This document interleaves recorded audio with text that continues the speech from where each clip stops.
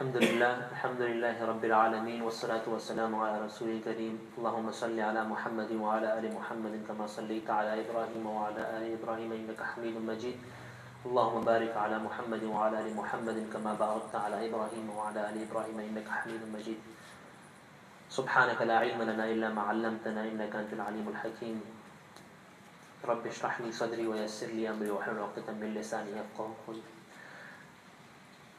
The last session we had of the seerah, the lifestyle of the Prophet sallallahu alaihi wasallam,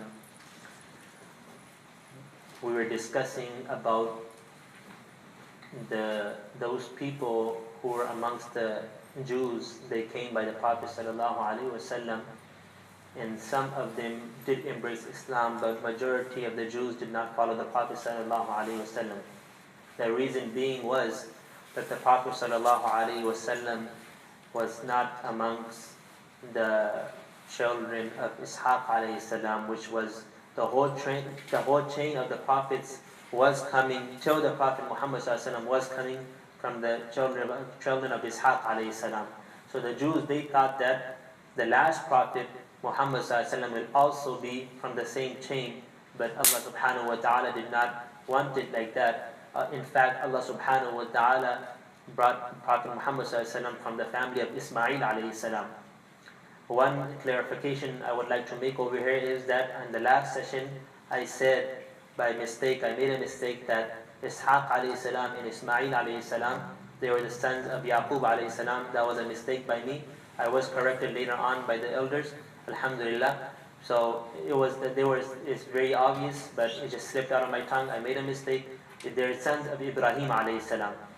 There are two sons of Ibrahim alayhi salam, which is commonly known over here as Abraham, Ishaq, and Ismail. So I'm no one special. I will have mistakes. I will make mistakes, and if I'm corrected, I'll be appreciated, inshallah. So one elder did correct me in regards to that. Jazakallahu khairan. So, anyways, the Prophet sallallahu alaihi wasallam was from the children of Ismail alayhi salam, the family of Ismail alayhi salam. So we discussed about the Islam of Abdullah ibn Salam radiallahu ta'ala anhu. He was also from the Jews, and he did see the signs in the Prophet sallallahu alaihi wasallam, and he accepted Islam.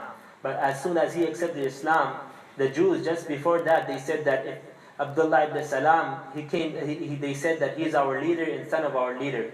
But when he came out and he said, Ashhadu annahu Rasulullah, that I testify that he is the Prophet of Allah, they said that he's a bad person and he's a son of a bad person. They turned back on him. So that's how the Jews were. So continue on. Also, Maymun ibn Yaman radiallahu ta'ala anhu, Maymun ibn Yamin radiallahu ta'ala anhu, he also accepted Islam, and he was also amongst the Jews. But he came to the Prophet sallallahu alaihi wasallam, and he said that the Jews will come to you and let them know about me, that I will discuss between you and the Jews, because they also took Maymun ibn Yamin radiallahu ta'ala anhu as their leader. So when the Jews came by the Prophet sallallahu alaihi wasallam, the Prophet sallallahu alaihi wasallam said that, will you guys accept Maymun ibn Yamin as a third party in between us? They said yes. At that moment, Maymun ibn Yamin radiallahu ta'ala anhu, he comes out, he says, Ashhadu annahu Rasulullah, that I testify that this person is the Rasulullah, the Prophet of Allah. And then at that point, the Jews also refused, the rest of them, they also refused to accept Islam, and they said that we will not accept Islam. So many stories, and one story which is very interesting, and there's many lessons in the story that which I will narrate right now, inshallah, is the story of Salman radiallahu ta'ala anhu. Salman al-Farsi radiallahu ta'ala anhu. He was from the place of Persia, Faris, which is called in Arabic. He was from there, and he had a very long life. In fact, some people say that he also was in the time of Jesus alayhi salam, Isa alayhi salam. He was in the time of Isa alayhi salam. Some say that he was with the people of Isa alayhi salam, but all of them agree that he had life more than 250 years. So some do exceed, they say that, some say 350 years, but all of them do agree that he was living for more than 250 years, radiallahu ta'ala anhu. So he was very close to his father, very beloved to his father, and his father used to take very good care of him. He used to never leave him outside late night. He used to tell him come early. He used to take very good care of him. And him and his father, at that point, they were worshipping the fire. They were not worshipping like Christianity, or they were not Jews. They were worshipping the fire. So his duty was from his father that you only take care of the fire. You sit by the fire and you don't make this fire go, shut down, and you watch out for the flames, and this fire should be on day and night. So this was the duty of Salman Farsi radiallahu ta'ala an. But one day he had to go to the fields. And when he was going to the fields, in his way he saw a church and he heard some noises from the church. So he said, let me go inside and let me see what are they doing. So when he stepped into the church, he saw a group of people and they're worshipping Allah subhanahu wa ta'ala in a different way. They're not worshipping no fire. There's no fire there. But they're asking a creator and they're asking Allah subhanahu wa ta'ala. So at that moment he said that this religion is better than our religion. This religion that I'm looking at right now in the church is better than our religion. And then he asked them questions that, where does this religion come from? What is the root of this religion? They said, if you go to Syria, if you go to Sham, you'll get more information from there. This is where we got this religion from. So at that time, it was Maghrib time, the sunset time, and his father was so worried and curious that, where is my son? Where is Salman? He also sent a group of people that go and look for Salman. So when he came back home, his son said that, oh my beloved son, where were you? So he said that, I went and I saw a group of people inside a church, and they were worshiping Allah, they were worshiping God in a different way. They had no fire, but I think that that religion is better than our religion. His father got very angry. He said, no, there's no good in that religion. Our religion is the best. Then Salman radiallahu ta'ala anhu, he said that no, that I swear that that religion is better than our religion. So just because of that, his father, he took Salman radiallahu ta'ala anhu in the room and he changed him and he locked him, that now you cannot leave this house because you're getting misguided. You're getting more information from outside and you're going to be misguided from the religion of your forefathers, and that's why I cannot let you out.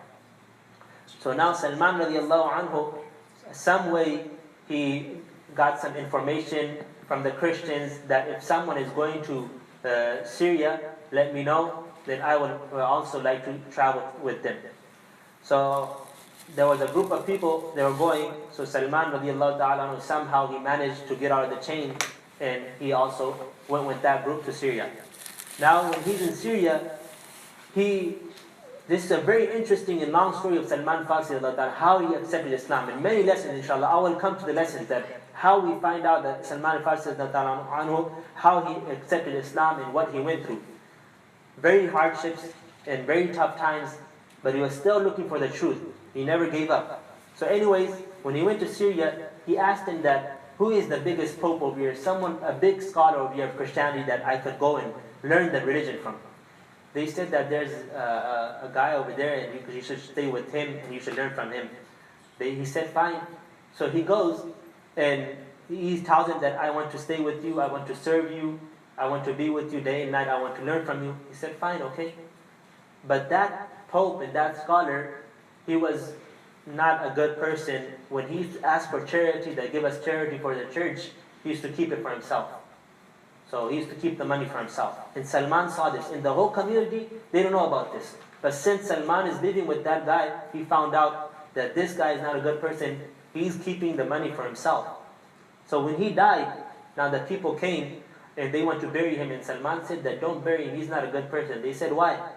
And Salman took them and showed them the evidence that the charity you guys were giving, this is where the charity was going. He was keeping all the charity for himself. So at the end, they did not bury the Pope. In fact, they hanged him up and they threw rocks at him. He was dead, but they hanged him up and they threw rocks at him, just to punish him. So after that, in his place, another Pope came. Because I'm pretty sure, and most of us know, we're in Christianity, there's always a Pope who leads the whole community and the whole Christianity. So after him, another Pope came. And that was a very good person. In fact, Salman al-Farsi, he says that up till that time, I did not see no one than him that who has no interest in this world and who's always thinking about the hereafter, the life after death, and he has no interest in this world. That's how that man was. He was a very pious man, very good man, very good man. So I stayed in his company, I was serving him, I was helping him with everything, but as his last time when he was dying, I went to him and I said that, what should I do now? So he sent me to another guy. He said that that's also a very pious guy, you should go by him. So now Salman goes by him, and he's staying with him and serving him. He's also a very good man. And now his time comes, like I said, Salman al-Farsi radiallahu ta'ala anhu, he has a very long life. Allah subhanahu wa ta'ala blessed him with a long life. So now that Pope is dying also, and now he asks him that, where should I go now? So he says that, to be honest with you, I don't even know someone who could guide you to the right path, but I think it's about time that the last prophet will show up, and I think you should go to the Arabs, to the land of Arab, and you should go there, and he will come to a place where there will be dates, and palm trees and trees of dates, and he will come over there, and you should go there. So Salman, he said, now at that point, I had some animals, I had some cows, and I had some goats. So there was one group I saw they're going to Mecca. So I asked them that I want to come with you guys, and you guys could keep all my animals. He said, fine, you could come. So they kept my animals and they took me. But what they did with me is that when they reached Mecca, they said that this guy's our slave and you guys could buy him. So they sold me. Although Salman Farsi radiallahu ta'ala, he was a free man, he was not a slave. But they said, just to earn some money, and that time, there's no technology, there's no nothing to find out that he's a slave or no. If you have someone and he's under you, he has no strength over you, you could say, this is my slave, and you could buy him. And he was sold. And Salman al-Farsi radiallahu ta'ala anhu, he says that more than 10 times I was sold from one person to another person to another person. So this is how he's looking for the truth now. So when he was sold to that person, and he was in Mecca, he said, I saw some date trees in Mecca, but I was not confident that this is the place where the last prophet will come, or Prophet Muhammad will come. So from them, someone else purchased me from them they were from Banu Qurayza, from the tribe of Banu Qurayza. This is the tribe of Medina. So they took me to Medina. And now I was working for my owner, and I used to work on the trees. I used to climb the trees and work on the trees and get the dates and collect the dates. So I was working for my owner, and then at one point his uncle's son, he comes to my owner and he says that there's a person in Quba. Now this is when the Prophet ﷺ got out from Mecca, and then we discussed about the Prophet ﷺ when he led the first Jum'ah, and now he's in Quba. So that person comes and he tells the owner of Salman al-Farsi that there's a person in Quba and people are following him and they're saying he's the last prophet. So Salman is on the tree, and he said, when I heard this, I started shaking and I was so scared that I thought I might fall on my owner. I might fall down. So I came down and I said that, what are you guys talking about? Tell me some information too. So my owner, he slapped me on my face and he said, go do your job, none of your business. So at that night, when I had a chance, I sneaked out and I took some dates with me, took some other stuff with me, and I came to Quba for the Prophet ﷺ. So now going back, when the last alim he met, the last scholar he met, Salman al-Farsi, he told him that when you see this person, you will see 3 signs in him. One, that he will not accept charity. Second, he will accept gifts. There's a difference in charity and gifts. So he will not accept charity, but he will accept gifts. The third, he will have a sign of his prophethood in between his shoulders and the back. So now Salman al-Farsi, he comes and in Quba, and he's telling the Prophet ﷺ that I have these dates and I have some other stuff, but this is from charity. Hadi sadaqah, this is charity. So the Prophet ﷺ said that, okay, I cannot eat this because I don't eat charity, but my Sahaba, they could use this, and he gave it to the Sahaba. So now Salman al-Farsi said that I got somehow confident that, okay, I found one sign in this person, now I have to look for the second one, which is that he accepts gifts. So when he came to Medina, the Prophet ﷺ came to Medina. I went to meet him again. And I gave him something, and I told him that this is a gift from me. It is not charity. I know you don't accept charity. So the Prophet ﷺ ate from that and also gave to his Sahaba, to his companions. So Salman al-Farsi said, okay, that's two. Now I know I have two signs, I have to look for a third one, which is that he had a sign of his prophethood on his back and between his shoulders. So he said, once I saw the Prophet ﷺ and he was going to a funeral to lead the funeral prayer. So I saw him and I made salam from the back of the Prophet ﷺ just so I could see under his shoulder that whether I could see the sign or no. Usually when you want to greet someone or say salam, you want to come from the front. But Salman al-Farsi anhu, just so he could take a peek at the shoulders of the Prophet ﷺ, he came from the back. So the Prophet ﷺ understood that what he wants to see, and the Prophet ﷺ showed him the sign of his prophethood. Then Salman al-Farsi anhu, he embraced Islam and he said that, okay, now I know this is the Prophet of Allah subhanahu wa ta'ala.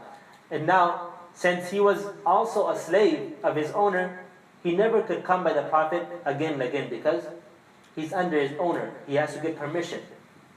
So the Prophet ﷺ told him that you could pay some money to your owner and then you could be free. Tell him, if I pay you this amount of money, I'll be free. The owner said that, okay, you have to pay me 40,000 uqiyah of gold. Uqiyah is a certain amount, it's a certain, it's a scale at that time. It's about 40,000 coins of gold. And this is, I'm talking about like real gold. It's not like, nothing mixed in that. 40,000 coins of that gold. And then, and also 100 trees of the date trees I want from you. And once they give fruit, not only the trees by itself. Once I get the fruit from those trees, then you're free. So now Salman doesn't have nothing. But when he comes by the Prophet ﷺ and he said that this is what my owner said, the Prophet ﷺ said, okay, accept it. Allah will make it easy, inshallah. Now the Prophet ﷺ made an announcement that now we have to help Salman. Someone's bringing, 10 trees, someone 15 trees, 20 trees. Now this is how, when they had 100 trees, the Prophet ﷺ with his own hands, he, buried the trees and he put them in the ground. And then he made dua for the barakah and blessing in those trees.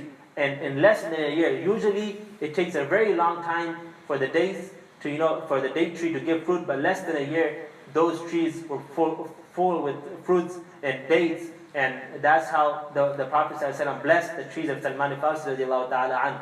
Now there was only one part left, which was the 40,000 uqiyah, 40,000 coins of the gold to give to his owner. So one person came by the Prophet ﷺ and gave a piece of gold which was about the size of an egg. So the Prophet ﷺ gave it to Salman, that go and give this to your owner. He said that, Ya Rasulullah, this is, I don't think this will be enough.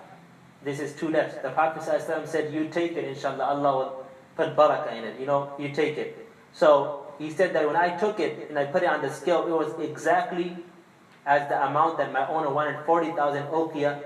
And then I gave that to my owner, and I also showed him the 100.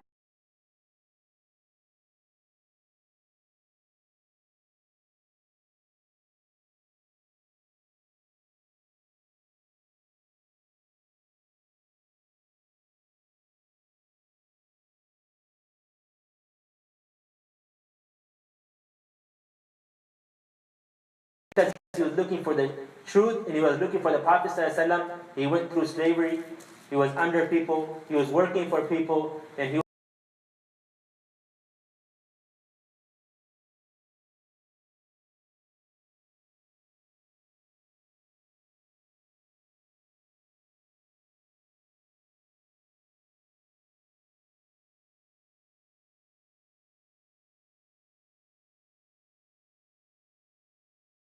something that, may Allah forbid, may Allah protect us, easy come and easy go. When you get something easy, you lose it easily too. May Allah, protect us, protect our iman, protect our Islam.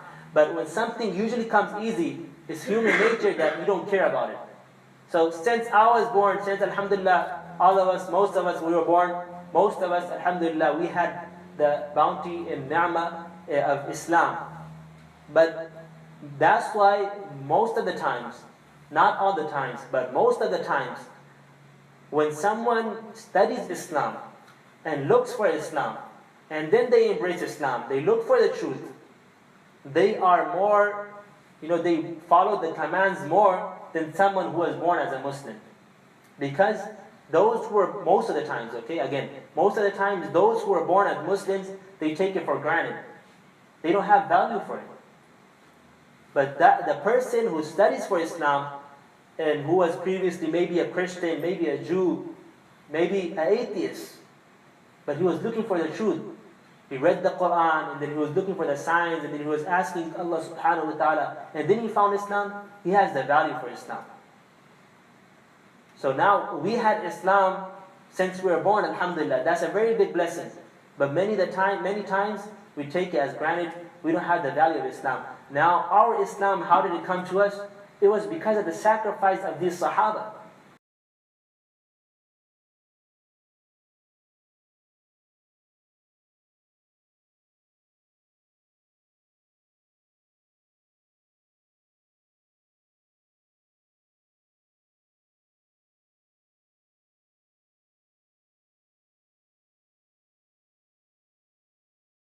For example, Pakistan, India, if you look through their history, they say that even some Sahaba, they traveled to India and Pakistan.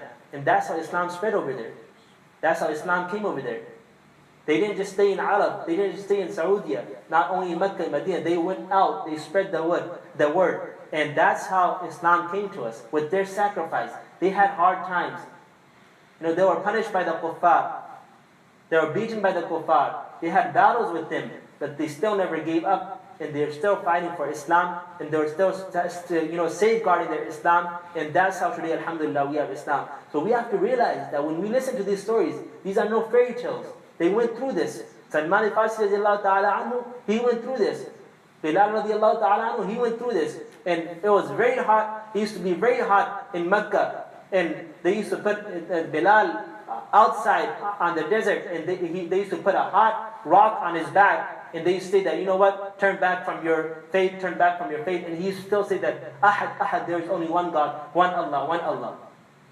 That's not easy. It's easy to say it from our tongue. It's easy to listen.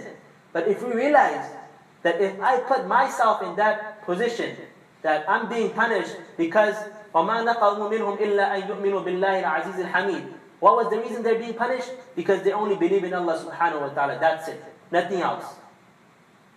Only because of their belief in that they believe in Allah subhanahu wa ta'ala, and one Allah subhanahu wa ta'ala, they're being punished because of that. So if I put myself in the place of Sahaba, would I still be on the right path? Would I still be saying Ahad, Ahad? It's very hard. That's why they were chosen.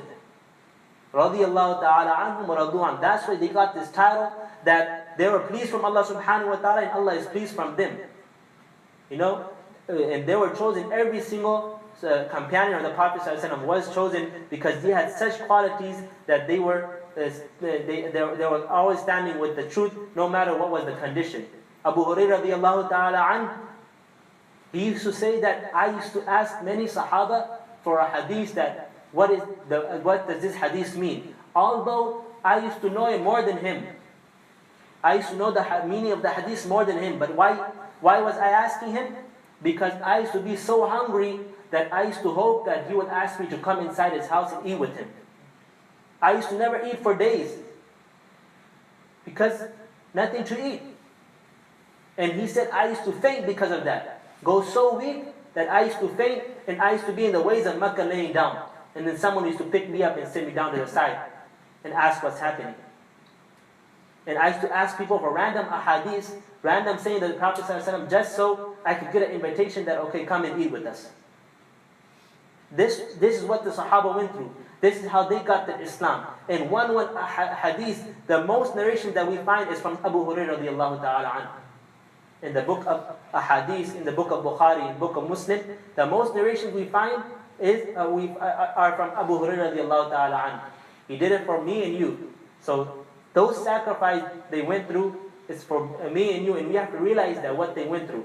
And that's how we're going to be thankful for this ni'mah and bounty of Islam, and we're going to try to try hard for this ni'mah and this bounty and this blessing, and we're going to realize that this is truly a blessing of Allah subhanahu wa ta'ala. And then after this, when all the Jews, and they came by the Prophet sallallahu alaihi wasallam, some of them accepted Islam, some of them not. Now the Prophet sallallahu alaihi wasallam was focusing on to build the Masjid al-Nabawi, the first masjid in Medina, which is the Masjid al-Nabawi.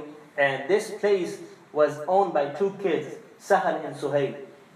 So now the Prophet ﷺ said that I want to purchase this land. So their uncle came and they said, the Sahal and Suhail, they said that we could give it without any money. We don't want no money. We could give it to you for the sake of Allah subhanahu wa ta'ala. But the Prophet ﷺ said that no, I will not accept it like that. I will take it, but I will take it with paying for the amount for it. And then the Prophet ﷺ said to Abu Bakr that, Abu Bakr, give the money for this. In some narrations, it comes that Abu Bakr radiallahu anhu, he paid for the full amount. And some other narrations came that the Abu Bakr radiallahu anhu gave part of it.